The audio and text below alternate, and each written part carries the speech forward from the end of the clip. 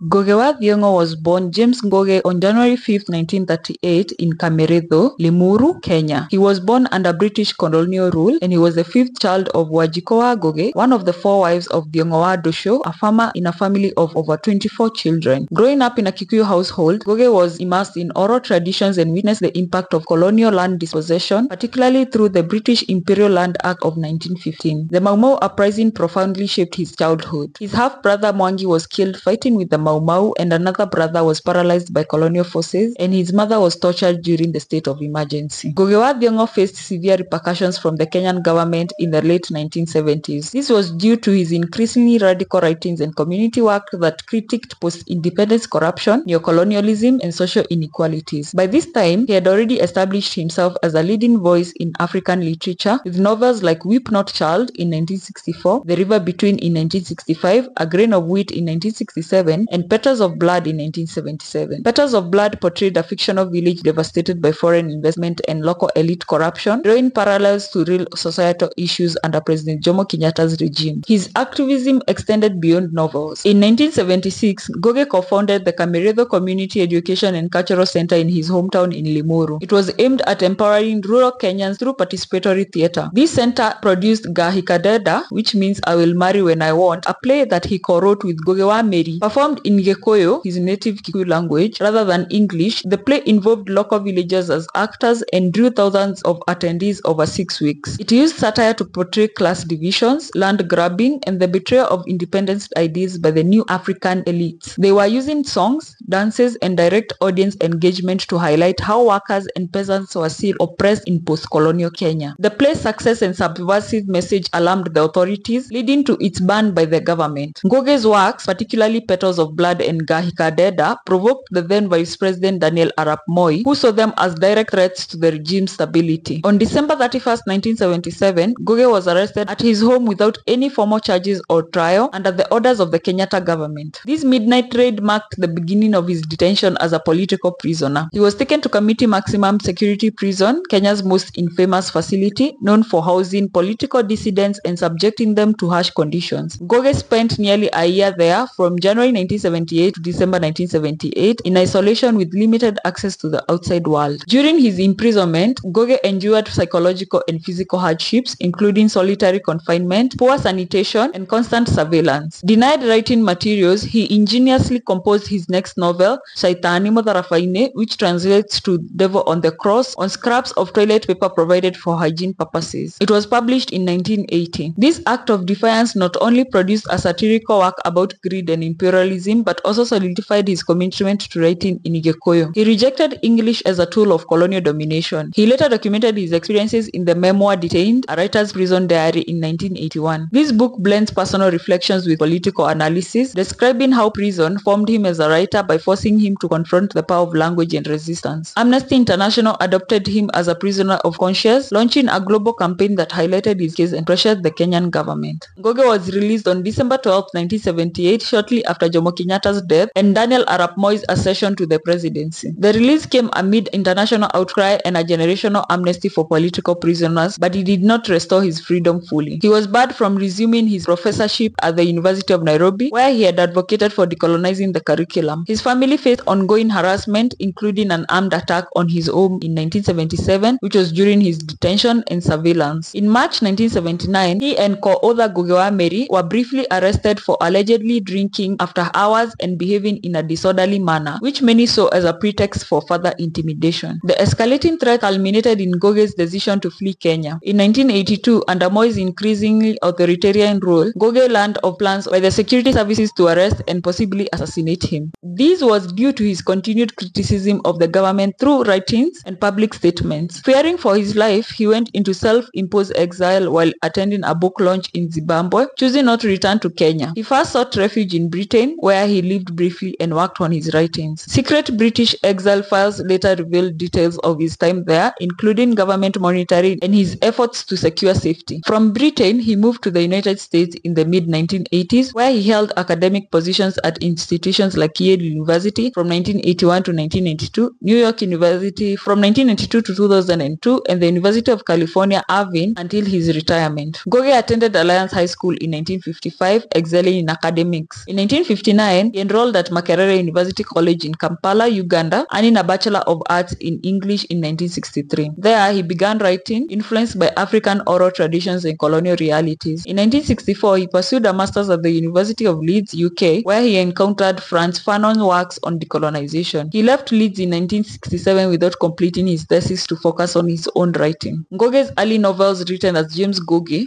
established him as a leading East African voice. Weep Not Child, which was written in 1964, was the first major English novel by an East African. It explored the Mau Mau's uprising through a young boy's perspective. The River Between, which was written in 1965, tackled cultural conflicts between Kikuyu traditions and Christianity. A Grain of Wheat, 1967, examined betrayal and heroism during Kenya's independence, reflecting Marxist influences. By 1970, he adopted the name Ngugi wa Thiong'o, rejecting his Christian name to embrace his African identity. He joined the University of Nairobi in 1967, pushing for a Department of African Literature and Languages. His 1977 novel, Petals of Blood, critiqued neocolonialism and capitalism, cementing his radical stance. Ngugi pioneered writing in Gikuyu, his native language, to resist linguistic colonialism. His essay collection, Decolonizing the Mind, 1986, argued for African language in literature, becoming a cornerstone of post-colonial theory. His later works include Matigari, 1987, a satirical fable band in Kenya; Wizard of the Crow, 2006, a sprawling satire of African dictatorships; The Perfect Nine, 2020, a feminist verse epic, nominated for the 2021 International Booker Prize; Memoirs, Dreams in a Time of War, 2010, In the House of the Interpreter, 2012, and The Birth of the Dreamer Waver, 2016. He also wrote children's books like Jaba, Nene, and the Flying Bus, 1986, and the multilingual short story The Upright Revolution, 2016. In 1994, he founded Mutiiri, a Gikuyu literary journal. In 1976, Ngugi co-founded the Kameretho Community Education and Cultural Center, promoting participatory theatre. His play, Gahikadeda, co-written with Ngugi wa Meri, critiqued post-independence corruption and drew thousands but was banned, leading to his 1977 arrest. Released in 1978 after international pressure, he was barred from his university job. In 1982, ongoing harassment forced him into exile, first in Britain, then to the United States. In exile, Ngugi remained active, co-founding the London-based Committee for the Release of Political Prisoners in Kenya to advocate for dissidents back home. He continued producing influential works such as Decolonizing the Mind, 1986, which argued for the use of indigenous languages in African literature, and novels like Matigari. An attempted return to Kenya in 2004 ended in violence when assailants attacked him and his wife Jerry in Nairobi, reinforcing the dangers of his homeland. Ngugi's arrest and exile underscored the risks faced by intellectuals challenging authoritarianism, but they also amplified his global influence as a symbol of resistance and decolonization. In exile, Ngugi taught at Beirut University in 1984, served as writer in residence in London 1985, and studied film in Stockholm in 1986. In the US, he held the positions at Yale, New York University, and the University of California, Irvine, until retirement. Ngugi married Nyambura in 1961, with whom he had 6 children: Thiong'o, Kemunya, Dosho, Mokoma, Wajiko, and Mobi. They later separated. In 1992, he married Jerry wa Ngugi, with whom he had 4 children: Mokoma, Wajiko, Jabi, and another one. Ngugi's contribution to literature and activism earned him global recognition. He won the Lotus Prize for Literature in 1973, Nonino International Prize 2001, National Book Critics Circle Awards finalist 2010, multiple Nobel Prize nominations,